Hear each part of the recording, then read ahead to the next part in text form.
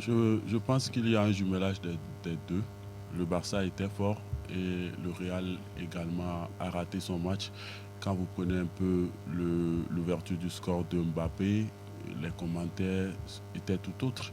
Après ce but-là de Kylian Mbappé, bien avant le but de Kylian Mbappé, ce qui a quand même fait la différence dans cette rencontre, c'est le fait que les attaquants du Barça se sont rattrapés sur la première partie de saison. C'est le Barça qui était la seule équipe qui gâchait plus d'opportunités que d'autres, environ la cinquantaine d'opportunités qui rataient. Donc je pense que dans ce match-là, ils ont été cliniques. Ils ont été cliniques, les joueurs comme Rafinha et Lamine Yamal, heureusement, qu'il est revenu de blessure.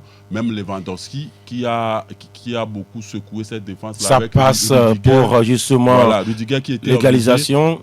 À un moment donné, de se donner à fond, qui était obligé de suivre Lewandowski partout sur la pelouse. Maintenant, de l'autre côté, il faut apprécier cette jeunesse-là au milieu de terrain du FC Barcelone, Pedri, Gavi et Casado. Vous voyez ce que font ces jeunes joueurs-là. Vous vous dites que l'Espagne a encore de l'avenir. Maintenant, moi, je ne vais pas parler de Carlo Ancelotti. Il avait déjà joué presque avec les mêmes joueurs. Il a eu à gagner des rencontres. On a crié que c'était le Real Madrid, c'était le plus grand club.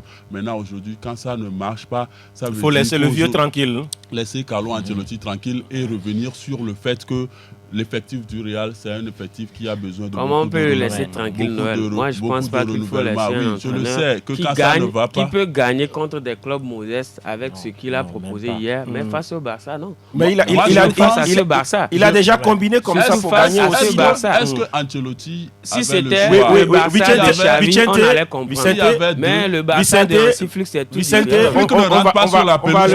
On va le laisser aller au bout, oui. Il ne va pas jouer sur la pelouse. Non, mais c'est pas vous qui allez dire ça. Quand vous suivez Ancelotti, il a fait le choix entre oser prendre des jeunes, les mettre à des postes, ou soit essayer de refaire avec, je dirais, les vieux, entre guillemets, la vieillesse et l'expérience. Ça a marché sur plusieurs coups.